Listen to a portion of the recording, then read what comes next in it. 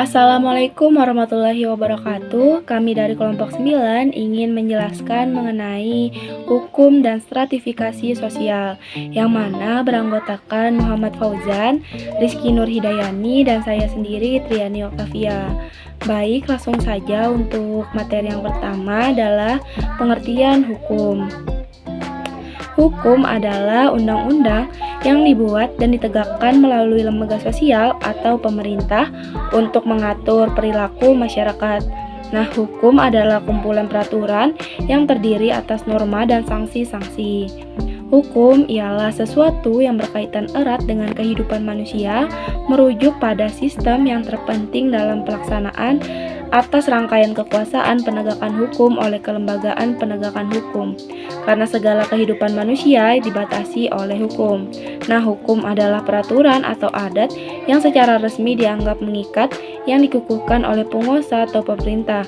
Hukum juga meliputi aturan berupa undang-undang serta peraturan terkait kaidah dalam masyarakat dan keputusan yang ditetapkan oleh penegak hukum. Unsur-unsur hukum menurut C.S.T. Kansil. Yang pertama, peraturan itu diadakan oleh badan-badan resmi yang berwajib. Yang kedua, peraturan itu bersifat memaksa. Yang ketiga, sanksi pelanggaran peraturan adalah tegas.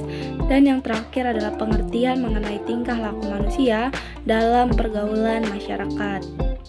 Baik, materi selanjutnya akan dilanjutkan oleh teman saya, Rizky Nurhidayani. Selanjutnya, pengertian stratifikasi sosial. Stratifikasi sosial adalah pembedaan atau pengelompokan para anggota masyarakat secara vertikal. Stratifikasi sosial merupakan penggolongan kelompok masyarakat dalam berbagai lapisan-lapisan tertentu. Menurut sosiolog Italia, Gaetano Mosca, bahwa pembedaan dalam masyarakat ini terkait dengan konsep kekuasaan, yakni ada sekelompok orang memang berkuasa atas kelompok yang lain. Dengan adanya status sosial, baik itu status utama, status yang diraih, dan status yang diperoleh.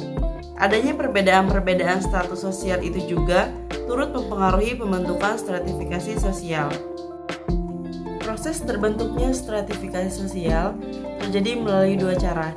Yang pertama, terjadi secara alamiah, selaras dengan pertumbuhan masyarakat. Dan yang kedua, terjadi secara disengaja atau direncanakan manusia. Pembahasan selanjutnya adalah mengenai proses terbentuknya stratifikasi sosial, yaitu terdiri dari ukuran kekayaan, kemudian dari ukuran kekuasaan dan wewenang, ukuran kehormatan, dan ukuran ilmu pengetahuan. Mengenai ukuran kekayaan adalah kepemilikan harta benda seorang dilihat dari jumlah material saja. Kekayaan materi atau kebendaan dapat dijadikan ukuran penempatan anggota masyarakat ke dalam lapisan sosial yang ada.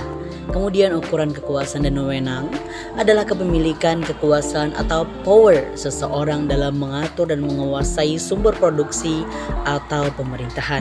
Sedangkan ukuran kehormatan diikuti dari gelar kebangsaan atau kebangsawanan atau dapat pula diukur dari sisi kekayaan material. Kemudian ukuran ilmu pengetahuan sering dipakai oleh anggota-anggota masyarakat yang menghargai ilmu pengetahuan. Kemudian ada beberapa jenis stratifikasi sosial dalam masyarakat, yaitu sosial usia atau age stratification. Dalam sistem ini anggota masyarakat yang lebih muda memiliki hak dan kewajiban yang berbeda dengan anggota masyarakat yang lebih tua. Kemudian yang kedua adalah stratifikasi jenis kelamin atau sex stratification, yang mana berkaitan dengan kelamin seseorang antara laki-laki dan perempuan, kewajiban yang berbeda-beda. Kemudian stratifikasi agama atau religious stratification, yang mana menitik beratkan pada kedudukan agama atau kepercayaan yang dianut oleh kelompok individu terhadap agama dan kepercayaan kelompok lain. Dan yang terakhir adalah stratifikasi etnis, yang mana berhubungan dengan posisi kelompok etnis tertentu.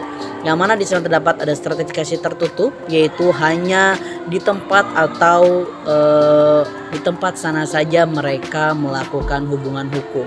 Kemudian ada stratifikasi terbuka, yaitu mereka saling berkaitan satu sama lain.